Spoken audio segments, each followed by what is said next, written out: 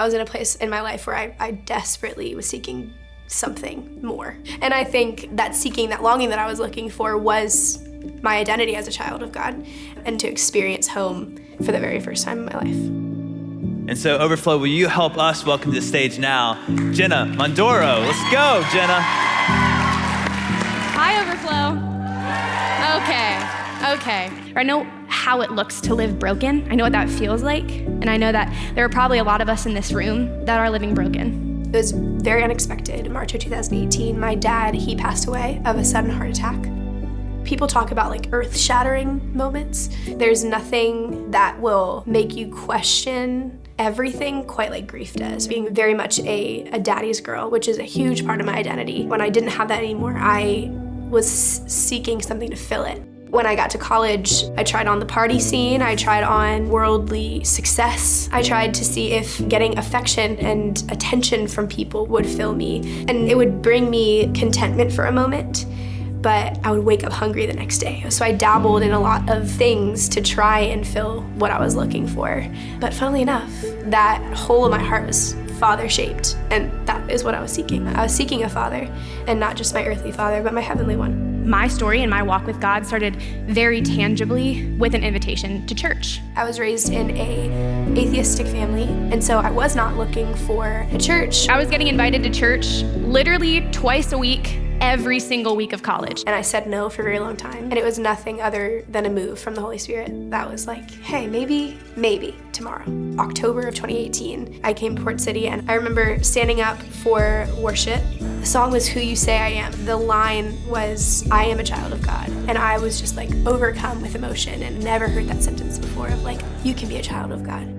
That seeking, that longing that I was looking for was my identity as a child of God. Lots of tears. I was like, swamp eye. I met him for the very first time in that auditorium. It was worship and the environment that was created and the people that I was encountering as I walked into church. The table had been set, and I got to sit down with God in that moment. When I came to church, I wasn't just stepping into a building, I was stepping into the kingdom of God for the very first time. And so I started attending Overflow on Tuesdays, learning and growing alongside all of these college students that were like also on fire for Christ. October of 2019, I got baptized at Overflow. It was a crazy, amazing experience. Started serving on the host team and now as an intern with our ministry. It's very important to steward that responsibility very well, because there could be students coming in that were just like me, who had never been to church before, and Overflow is the first time that they're going in.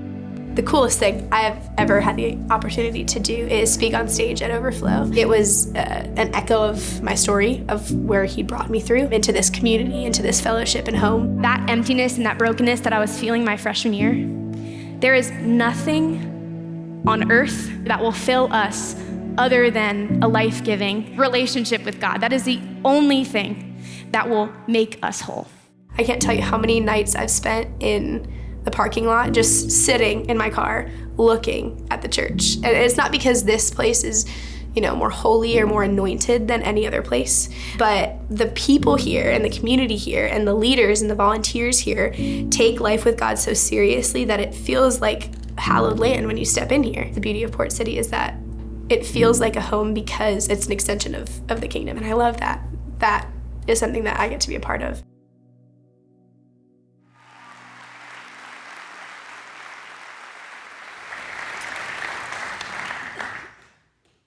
That's why. That's why when we started the church 22 years ago with a handful of college students, hoping and believing that God would do something that would begin to ripple throughout the generations. And so we're starting to see that firsthand. And I think when we consider who we're becoming, and the way we state this at Port City Church, is we want to reach people and help them walk with God, so that in order for us to experience life with God together, we've done a whole deal on this. I'm just gonna put it in here so it'll be out of my way. For the world. And this begins to define who we are as a church and what it is that we are about. When I think about, and Jenna, I think Jenna's in here, incredible job. Thank you so much for not only being willing to share your story, but just taking the time and to put it, to articulate it in that way. Because, one of the things you said that is absolutely right, as you said, you never know, who's walking in these doors. And the reality is that every single week in every single place, whether it's overflow or ripple effect or tsunami or any other places that we provide, someone is walking in this building, in this space, into your place, whose life is more than likely hanging by a thread. You don't know what they're going through. You don't know where they're at in their sort of headspace. You don't know what's happening in their heart. And what I believe is if you can carve enough space out for people to encounter God, He is absolutely faithful to shape us and to shape and to change and to call and to pursue in ways that are life-changing. And they're not only life-changing, they're generationally changing. For some of you, you're experiencing that. You're the first kind of redemptive generation in your family line because the things that have gone before you have not been super helpful, or worse, they've been incredibly harmful. And so you get to sort of live out this redemptive promise that God has that goes from generation to generation to generation. And what we have to do as a group, as a church here in America, is really decide, what is it we're going to be? What is it we're going to be? Most people in America, right, in our culture, pursue church just like they pursue anything else. Do I like this enough to keep coming? Was I entertained? Was it good? Is it what I agree with? Is it what I already think? And so we pursue it. And the things that we like, we keep doing. The things that we don't like, we stop doing. And the thing is that what we long for, what we want, this idea of belonging, this place that feels like or becomes home, where our hearts are actually safe enough to be formed, is it doesn't operate under the same rules. It doesn't operate by consumer rules. It doesn't mean that the things you like or don't like are going to be the defining metrics. There's a different system, a different ordering that we have to learn how to buy into and understand. And the tension in this is that the community that we long for takes enormous work. It takes enormous work to give of ourselves and to avail ourselves and to learn how to do some things that we're not inclined to do in our culture. And if we're really honest, we don't actually have to do it. And so therefore, a lot of times it's just easier to pass. But what I do believe, and I want to make this really clear, I do believe that the world needs the church. I mentioned this at the beginning of the service. I believe that there's an opportunity for a people to do better than what is being modeled almost everywhere else in the culture. And I want to become that people. I want to be that and be a part of that. And I'm going to invite you and ask you to consider that as well. But we got to understand what this is. What is a church and why does it matter? What does it mean for us to be us? And what does it matter if we are us in this world around us? You've got to wrestle with this question. You got to believe in some things in order to be a part of what it is that I think God is going to call and ask of us in the next few years, and I think for the sake of the next generation. And so all this kind of begins, and let me give you a couple of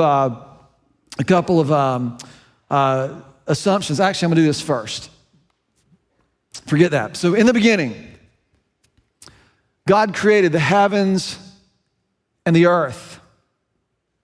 And He created the heavens and the earth as an overflow, as an outflow of who He is, His great love, His hesed, the essence of who He is. It flowed out like an artist produces something. It came out of who He was and out into what we see as created. In the beginnings, God created the heavens and the earth. And all throughout the scriptures, we see this imagery and this language that the earth is full of the Lord's glory. The earth belongs to the Lord and it is full of His glory. And you see this all throughout this. The heavens declare the glories of the Lord, and day after day it pours forth His speech. In the beginning, God created the heavens and the earth. And then He created humanity as sort of the pinnacle of this. I don't have time to get into all the details. But the point was that He would have a people with whom He would dwell. We were created in His image, to bear His image, to rule and to reign and to contribute to what this creation would become. That was the assignment in the beginning. There's an incredible dignity to being created and being called and being caused to be. All of us possess that. So in the beginning was the heavens and the earth. And these two things, they existed as a space, a real true space where God would dwell. That was the intention. You know, this didn't make it very far until the whole thing broke, and then there was a separation, and you basically had, I don't even know how to draw this. The earth now separated from this. It was no longer a dwelling place for God. The human heart was no longer a dwelling place. There was separation. There was separation. So we existed over here in this space separated from God. And what we had to do in order to survive is we had to start drawing lines. We had to start creating ways in order for us to get along, to operate, to make sure we didn't kill each other. So what began to happen was civilizations, God himself developed rules and laws and an ordering of this thing that's called the world. We're going to talk about this next week. The world system. And you had to create commands and rules and lines. It's interesting that when God created the earth, it says that it was formless and void. And the first thing that he did is he created a division. He said he separated the light from the dark. And he separated the day from the night. And he separated the waters from the land. All the acts of creating were to draw lines that create beautiful things. And then he named them and he called them. And in naming them, he called them into existence. And he gives us the same power. When Adam was given and called or invited to name the animals, he was co-creating, he was participating with God. You and I still have the same capacity today to draw lines that create things, to use words, to name things, to call things. Some of you know that because the things that you have been called have caused you to come alive. Someone believed in you, cared about you, encouraged you, and it created something in you. Others of you know that to be true because the things that you've been called or the things that have been said to you have created far worse. They've created the patterns that keep you stuck. So you draw lines to protect yourself from those things, and it's more and more isolation. Life with God operates in this thing of beauty. The other system operates in this place of life without God, and this is where we find ourselves under this system, this rule of life without God. When you don't have life with God, you don't have the rule, the governing force sufficient enough to actually help us come alive. So you have to create rules and regulations. And so what I want to give you is a couple of things to kind of set up this idea of home and what I believe we can be a place. And the question, I suppose, would be this: do you believe there is a place in this planet where you can sort of take a breath and find enough space to not just sort of escape from the world, but rather to stop fighting to survive? Because some of you, that's what your day in and day out looks like. You just feel like you're trying to survive. You're trying to keep from killing your kids. You're trying to keep from choking your husband. You're trying to keep from you're trying to survive. Do you believe there's a place where that can sort of dissipate, even if for just a moment? Do you believe there can be a place in this world, right, where the weight of the world that you feel most of the time just sort of lands somewhere else for just a moment? Do you believe that place exists? Right, so here's the thing. We all know it does. We have places like that, far too few places probably for many of you. And so maybe the question is, could we become that place, not as a substitute for our own homes, but as a place where our homes get extended and expanded to actually include people in ways that the world is desperate for? That to me is the challenge of the church. What I've learned this week is I've listened to all the craziness in our culture. I've become more and more and more convinced that if people just thought like me, the whole world would be better. Anybody else think that? You don't think if they thought like me, you think if they thought like you, right? We all think this. And it's maddening. And so this work is incredibly hard. Like if you just thought about the condition of the people in this room, right? How many of you this week, some of you, how many of you have had a bad day? I want to see your hands. You've had a bad day this week. All right. Anybody had just a bad week, right? It's just the whole week, right? How many of you guys have felt overwhelmed this week? How many of you guys have felt anxious this week? How many of you guys have felt stressed out this week? How many of you guys have been so mad you thought you were gonna come undone this week, right? Anybody? These are the people who are driving next to you on the road every single day, right? You might wanna be nice. This is what's happening. Now listen, I'm not a doomsday guy. I'm pretty optimistic. But I will tell you, there's some good reason for us to feel a little wonky in the world today. That's not invalid. Lots of uncertainty, lots of places where it feels like things are coming apart at the seams. And when that happens, what I feel is this draw to go home, to be home. And I'm very fortunate that my home has become a haven, a safe place. My wife and my kids are mostly gone now. They come in and out quite a bit, but they're mostly, I don't know what they are now, I guess, either way. And so they're there and they're not there. But either way, when I come home, like everything just seems to feel a little bit better. And it's not because it's my house, it's because it's my home. It's the people, the place. And so I think that's what our world needs. And I think that's what actually God's people have been designed to become for the world around us. And this is what I want for us to explore today. 3 things I want to set up sort of as our foundation. I'll tell you we're going to go over the next few weeks. I'm going to give you a prayer. We're going to pray a prayer together. First of all, home is not a place. We know this, right? We say it's not a house, it's a home. Home is not a place, but it needs a place. Physical proximity is important in our culture. You can't do it online or digitally. We have lots of digital expression. We know that. We're grateful for that. We have a lot of people who can't get here for various reasons. We recognize that. We are so grateful. We do everything we can to connect in that way. But we've got to have a place. We've got to have proximity to people. Home works when it's proximate. When I'm away from my family, I can FaceTime them, I can talk to them, but there is nothing like coming home and like being proximate with them, being in the same space with them. So it's a really powerful thing for us. We're gonna talk about that. Number 2, home is where we are both safe and responsible. It's not just that you get to use my Netflix accounts, it's you also have to take out the trash. It's both of them. Right? I know the kids are like, I don't understand, I gotta do chores in the house.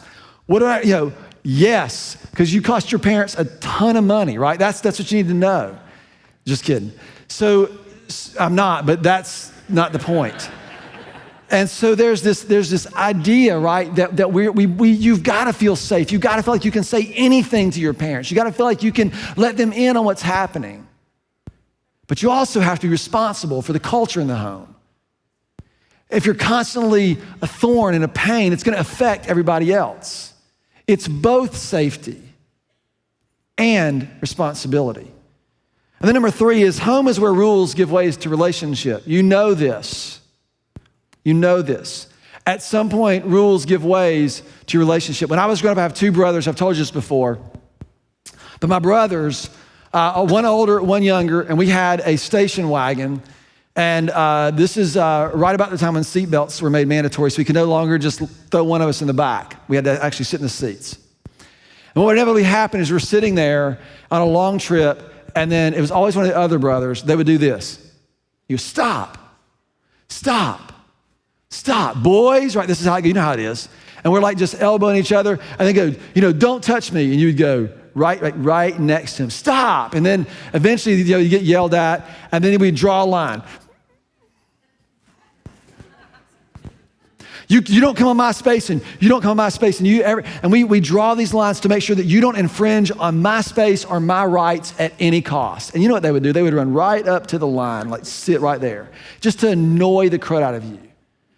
So when you have to start making rules to accommodate that behavior, it's not because it's a good system to operate by, it's because nothing else seems to work. You can't just say, hey guys, can y'all act like your brothers? Yeah, that's what we're doing, right? I mean, the language just, so you have to create dumb rules like drawing lines in the seat. I mean, we did this, we had to share a bed with my brother. And he's like, oh, I'll show you. And he draws a line. You can't come on my side. I was like, good, because the door's over here, dude. Good luck, right? We draw these lines. We get ourselves boxed in. We know this instinctively doesn't work. And if you're a parent, you know the kind of rules you have to make to keep your kids from creating more loopholes in the rules that you've already created.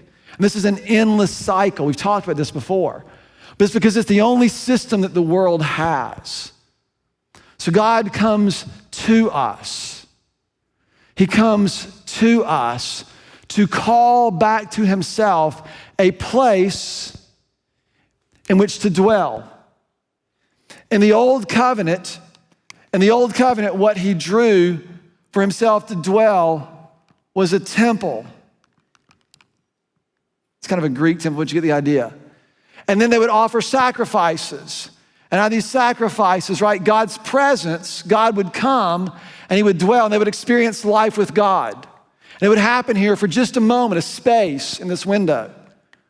And the new covenant, what the new covenant tells us is that Jesus came and he abolished this one, made it obsolete, and he created a new one by which you and I would actually become the dwelling place of God, the reconciliation of heaven and earth until this gets fully redeemed at some point in the future.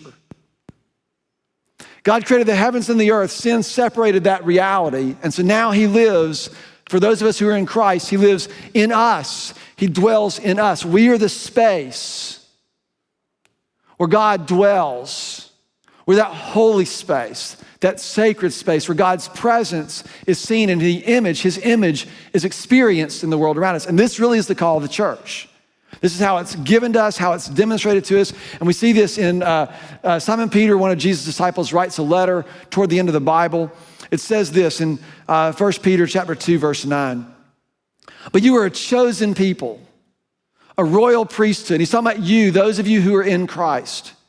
You are a chosen people, a royal priesthood. This is all language they would have understood from their days in this temple model.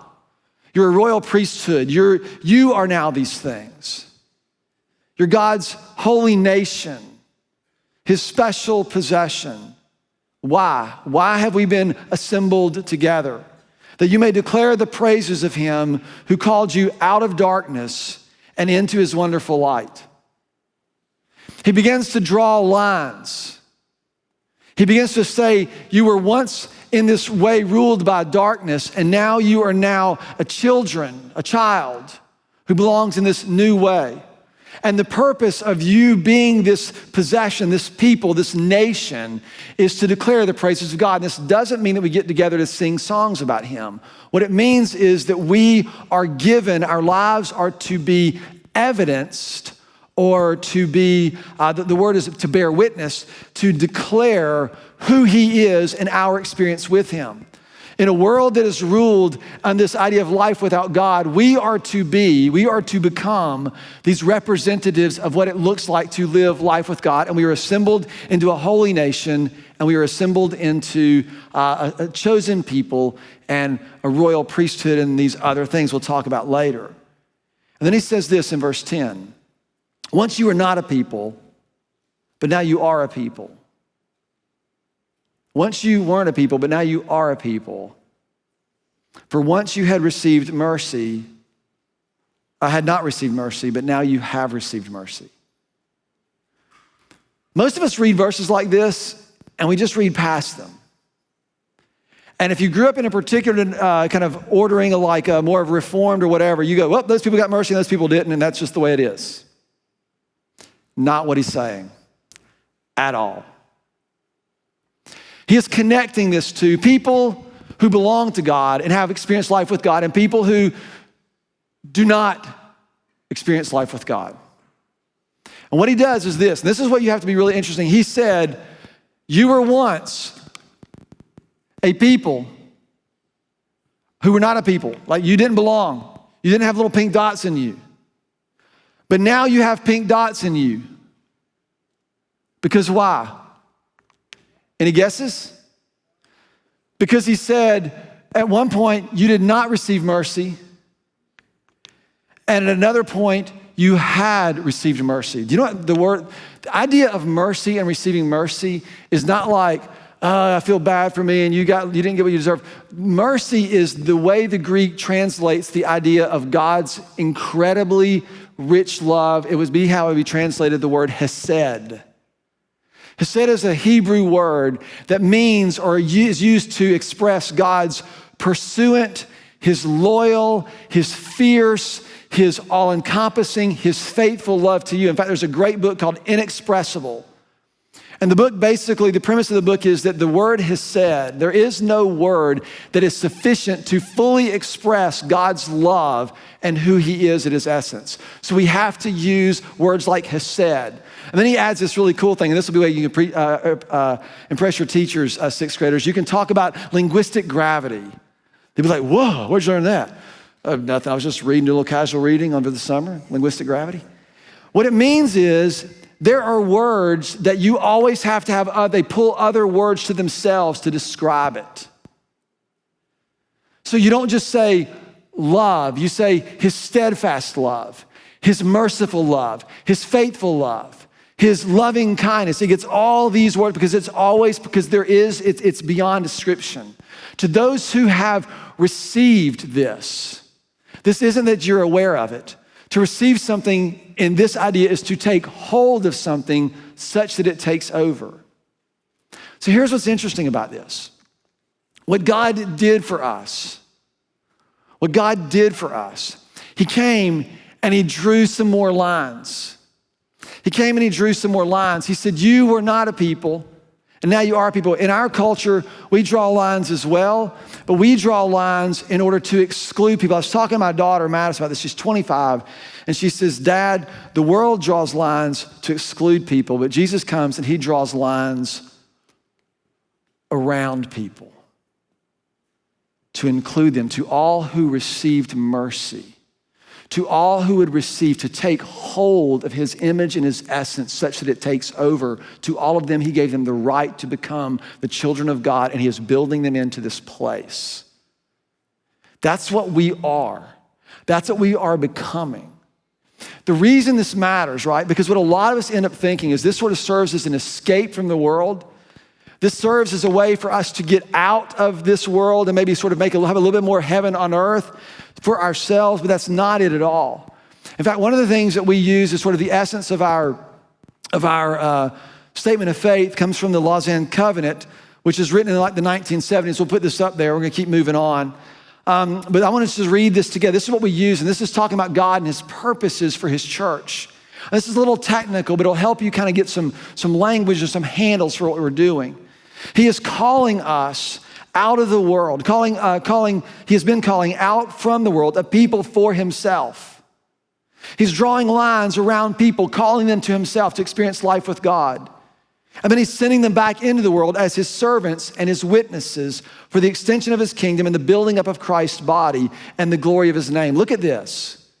He is calling us out into this place, but he doesn't remove us from the world. He actually sends us into it so that out of this space, we begin to impact and affect and cause all these other things to happen. He is sending us back into the world as servants and to witness.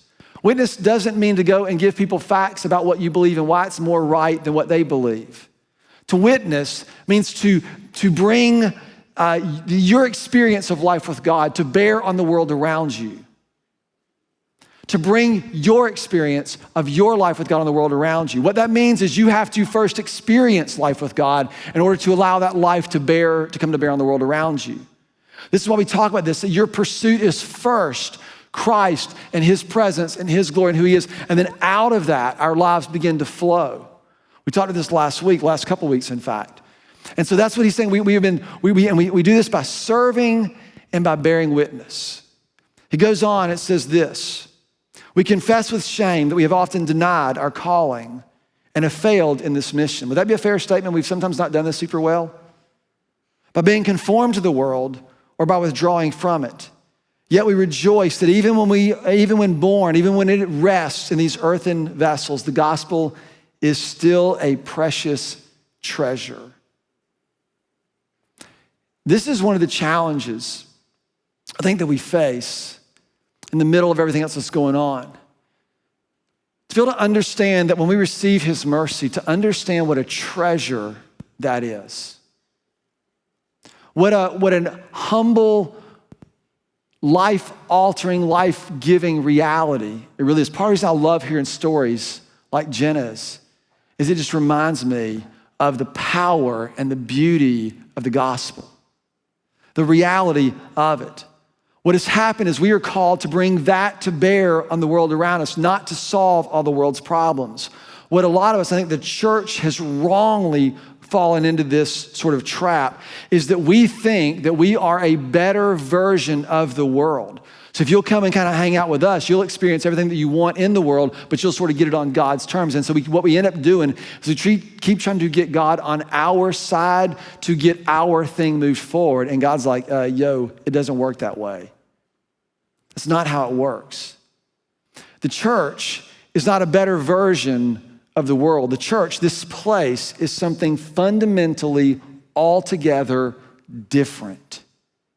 It's different. And I don't know that we're gonna try to do this next week a little bit more fully. I don't know that we fully see that like we need to. This is why I think Jesus keeps saying, seek first the kingdom, seek first the kingdom, seek first the kingdom. Because otherwise you're gonna keep overlaying the world on the kingdom and you're not gonna get it. We cannot fall prey to that. The stakes in our culture at this day and age, I think, are too high for us. Our job is not to solve or to fix. And don't get me wrong, there's redemptive activity happening. We're gonna talk about that. But the power of the gospel, I wanna put this up there, the power of the gospel and the effectiveness of the church is not that it serves as a solution to the world's problems, but rather to be a faithful witness of hope and the reality of another way of life right smack in the middle of them. There are some people in your world who don't need a trite answer to what's happening in the world. They need to see someone navigate the chaos with incredible hope, incredible faithfulness, and incredible resolve, knowing that there is something else at work and at play and at stake. That we are not subject to the ways of the world and the circumstances and all the chaos. We have a different way of life. That's what the world needs to see. They need to see people navigating chaos faithfully. They need to see people contributing to healing in ways that are tangible and that are hopeful and that bring help to other people. We're going to talk about these things over the next few weeks. And thank you very much.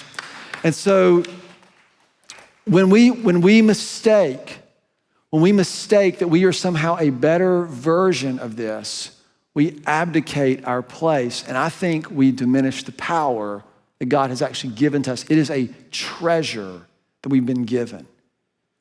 So Jesus comes and he says very clearly, those who have received mercy, those are the ones who are his people. The challenge is that this means that we have to not just come and demand that everybody protect and agree and draw the kind of lines that we do. It means we've got to be willing to lay everything down, and follow the one who has called us and invited us to follow him, the one who has given us life. I see people posting about looking for churches that have different positions that they agree with. And you don't see very many people going, I'm looking for a church where they'll ask me to lay my life down for the sake of the gospel. No one's posting that. Because we fundamentally want people to do what we want them to do, how we want them to do it, and we want them to do it. That is not the kingdom. It's just not the kingdom. It's fundamentally different, and it's far more precious. I want to show you, and this is back in the day when God's talking about this dwelling place where he's replaced this dwelling place, and now he says, we are now his dwelling. We're the place where people come and experience this. We are. Ephesians chapter 4. Let me say one more thing, and then I'll stop. I know we got to go to lunch.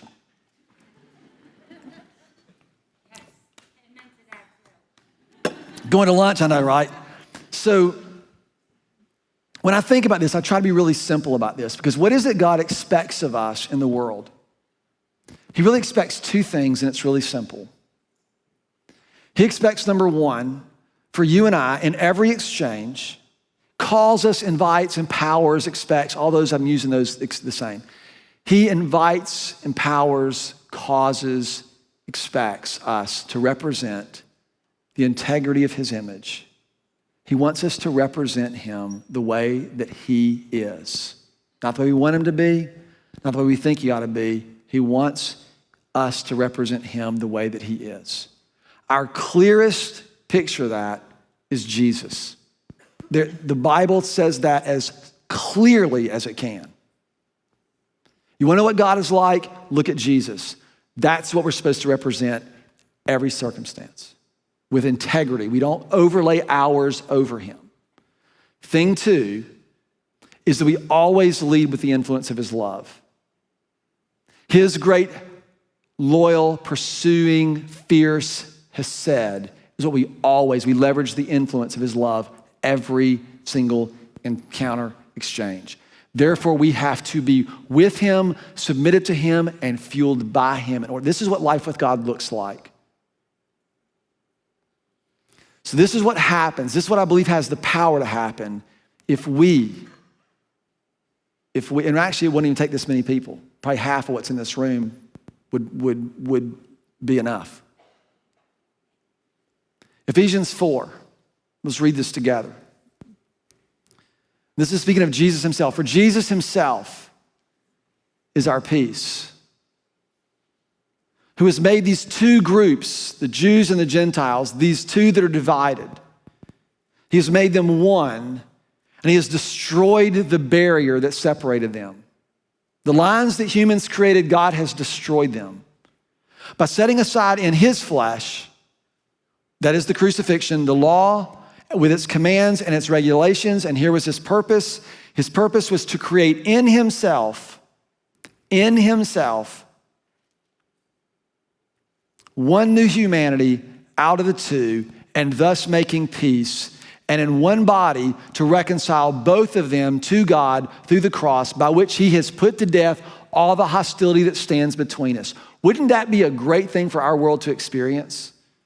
If there was no hostility between us and people could walk in here and feel that maybe God would draw a line around them to include them in his great mercy, and in doing so, they too could become a part. He came to reconcile.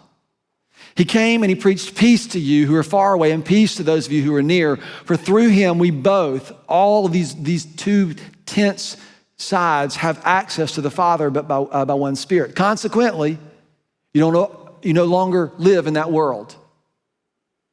You've been transferred. You're no longer foreigners and strangers, but you're fellow citizens with God's people, and you're also members of his household. Welcome to the family. Perhaps the most dysfunctional family in the history of the world, but welcome to it.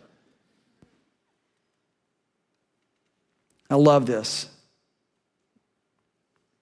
We're fellow citizens with God's people and also members of his own house, built on the foundation of the apostles and the prophets, with Jesus Christ himself as the chief cornerstone. And in him, the whole building is being joined together as it rises, and it becomes this holy dwelling place for the Lord. And in him, you too are being built together to become the dwelling in which God lives by his Spirit. That's a treasure. That's a treasure. So I want to close, and I want to add the last little line from that section of the Lausanne Covenant. Covenants and confessions were used to just articulate things in kind of a crisp way. So I want to look at this and then add this last line as our prayer. The work that God has been doing is that he has been calling out from the world a people for himself who belong. And he is sending them back into the world to be his servants and to be his witnesses for the extension of his kingdom, to continue to draw lines that include people, for the building up of his body and the glory of his name. We confess with shame that we have often denied our calling and failed in our mission by becoming conformed to the world or by withdrawing from it. Yet we rejoice that even when this treasure, when the gospel resides in our broken, fallen, stubborn, sometimes annoying earthen vessels, the gospel is still a precious treasure. And I love this. Look at this. To the task of making that treasure known in the power of the Holy Spirit, we desire to dedicate ourselves anew. What if this group got it? What if just this group got it? What would it mean for the people that you come in contact with? What would it mean for all the people like Jenna and the stories ripple out who walk in these doors looking for a place to call home, hoping that they'll find a spot where they can breathe, and what they find is not only breath, but they find the life for which they have been made. It needs to be us. It needs to be us. Father, I ask that we would just in our own way sort of take a breath and desire to just dedicate ourselves to that task anew. For some, God, they need to experience the gospel or re-experience the gospel as a thing of beauty. For others, God, there's formative work, there's dismantling of pride and ego, there's healing from harm and abuse, there's the gamut. There's grief, there's fear, there's anger, there's I'm too comfortable to care, there's all kinds of things. So my prayer is that you would just meet us, that we would come to see the invitation of our lives with you as the treasure worth everything. And God, we would dedicate ourselves anew to making that reality, that invitation known. So lift all of this to you. In the name of your Son, Jesus Christ, who is our King. Amen.